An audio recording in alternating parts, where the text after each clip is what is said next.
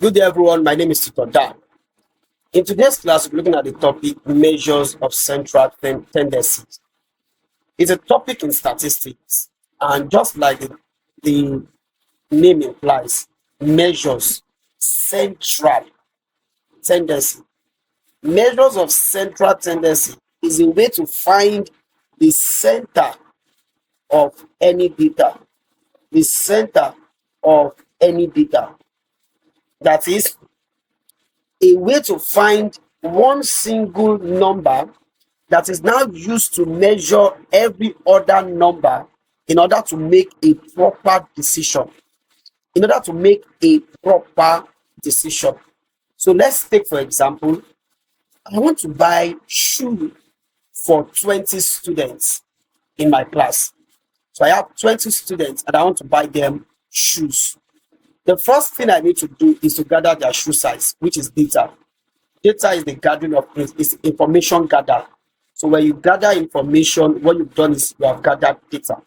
They can represent this information in form of number or in form of fact. But when you gather information, it means you are gathering data. Now, when you gather this data, measures of central tendency is a way that helps you to find one number that is the center of all of those data. So I want to go to the market to buy shoe size for 20 students. So the first thing I need to do is to gather their shoe sizes. So let's assume this is their shoe size for 20 students. I have 10, I have 8, I have 9, I have 10, I have 8, I have 11, I have 10, I have 8, I have 10, I have 9, I have 8, I have 10, I have 9, I have 11, I have 8, I have 10, I have 10, I have 11, and then I have 9. Let's count 0 to 28. 1, 2, 3, 4, 5, 6, 7, 8, 9, 10, 11, 12, 13, 14, 15, 16, 17, 18, 19. And then let the last student shoe size be 10. So these are the shoe sizes of 20 students. I need to make a proper decision as to what kind of shoe size should I buy for all of them. Imagine I need to carry all their shoe sizes, go to the market and start looking for the shoe size of 20 students. I mean, that would be very stressful. So measures of central tendency helps me to find one single shoe size that will not be used to measure all other shoe size. So I'll not be able to make a good decision as to what kind of shoe size to buy for everybody using just one single number that is now the center of all of these numbers. Now, the three major ways to find these center numbers are the mean, the median, and the mode. But for today's class, we will be looking at the mean alone. The mean is the average of any data. That is, to find the mean of any data, it will be that we take the addition of all the data in this sense now, all the shoe sizes, right? That's shoe sizes. We take the sum of data all over total data. It means that to find the mean of these numbers, what I will need to do is to add all of them, then all over the total number of shoe sizes. And I would have been able to find the mean. I would have been able to find that one single number that will serve as the center of all other numbers using the mean. We can also find this number using median. We can also find this number using mode. However, today we are using mean. That is, all I need to do is to add 10 plus 8 plus 9 plus 10 plus 8 plus 11 plus 10 plus 8 plus 10 plus 9 plus 8 plus 10 plus 9 plus 11 plus 8 and plus 10 plus 10 plus 11 plus 9 and plus 10. Now, all over the total number of total data, which is 1, 2, 3, 4, 5, 6, 7, 8, 9, 10, 11, 12, 13, 14, 15, 16, 17, 18, 19, 20. That's over 20. So that will give us how many now? 10 plus 8 is 18. 18 plus 9 is 27. 27 plus 10 is 37. 37 plus 8 is 46. 46 plus 11 is 57. 57 plus 10 is 67. 67 plus 8 is 76, 75. 75 plus, sorry, I take that again. 10 plus 8 is 18. 18 plus 9 is 27. 27 plus 10 is 37. 37 plus 8 is 45. 45 plus 11 is 56. 56 plus 10 is 66. 66 plus 8 is 74. 74 plus 10 is 84. 84 plus 9 is 93. 93 plus 8 is 101. 101 plus 10 is 111. 111 plus 9 is 120. 120 plus 11 is 131. 131 plus 8 is 139. 139 plus 10 is 149. 149 plus 10 is 159. 159 plus 11 is 170. 170 plus 9 is 179. 179 plus 10 is 189. We divide it by 20. And that will give us now, first, of course, we can do it this way. 189 is the same thing as 2 times 10. So if I'm going to divide this first, which means I divide 189 by 10, then the result I divide it by 2. And this is 18.9. Now, this result divided by 2. This gives us 2 through 18 is 9, which is 9.2 through 9 is 4. Remainder 1, add 0, 2 through 10 is 5. Now, it means that the center number that will serve as a measurement for every other number will be 9.45. So, 9.45 will be the center of this data. 9.45 is a measure of the central tendency of this data. 9.45 is the mean of this data. Now, this is easy, right? If we have ungrouped data, this formula is used to find the mean of ungrouped data. There are two ways in which we can represent our data, right? We have the ungrouped data, that's the two types of data rather. We have ungrouped data and then we have grouped data. Now, ungrouped data, like the name implies, a data that is raw, not arranged.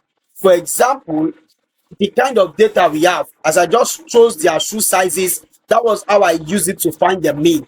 And the mean of ungrouped data is the sum of the data of all numbers in the data over the total data.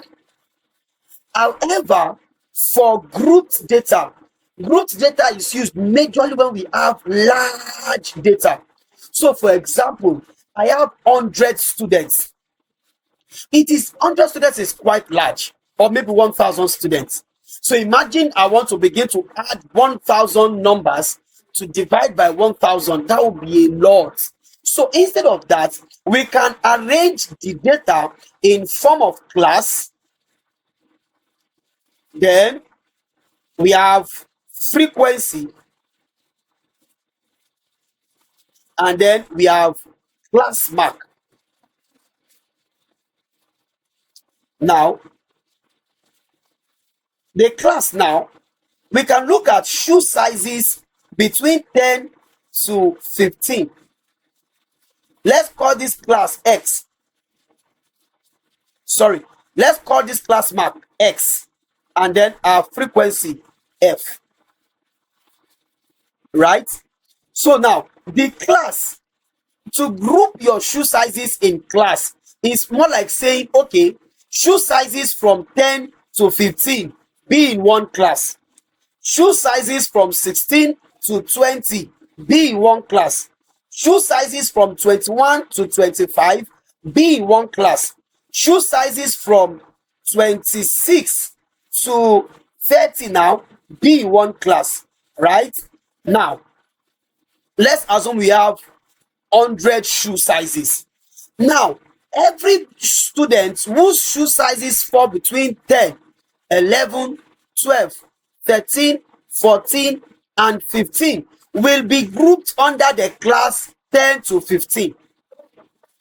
That is, let's assume we have 20 students that their shoe sizes are between 10 to 15.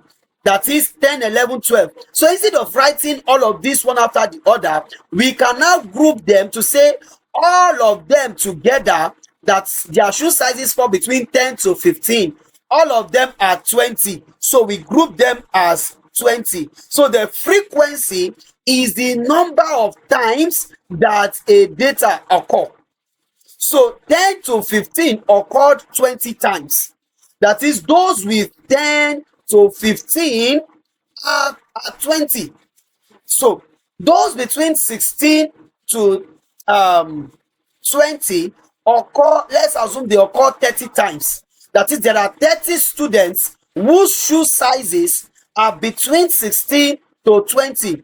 That is, we have 16, 17, 18, 19, and then 20. So their shoe sizes are between 30. 30 people have their shoe sizes between 16 to 20. Now, 21 to 25, those whose shoe sizes fall between 21, let's use 11 to 15, not 10.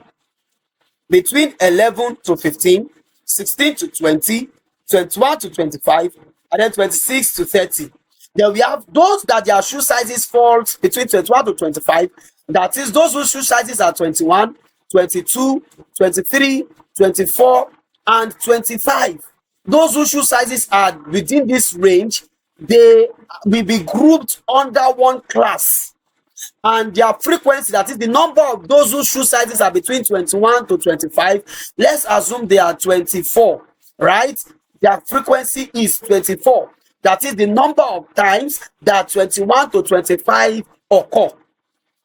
Now, let's assume those whose shoe sizes falls between 26 to 30, we have 26, 27, 28, 29, and then 30. Your shoe size falls between 26, 27, 28, 29, and 30. We group all of them in one class.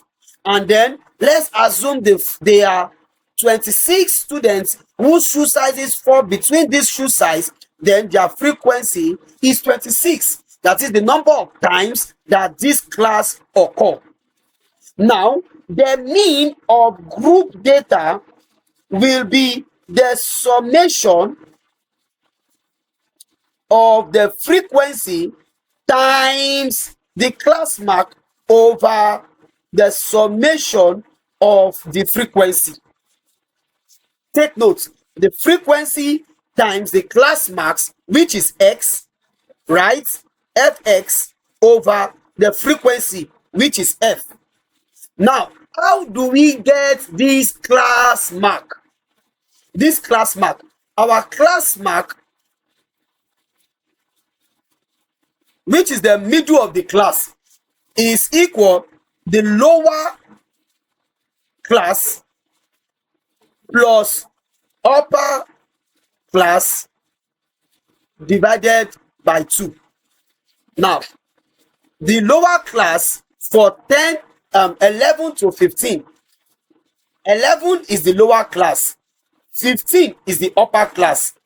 For 16 to 20, 16 is the lower class, 20 is the upper class. For 21 to 25, 21 is the lower class, 25 is the upper class, 26 is the lower class, 30 is the upper class.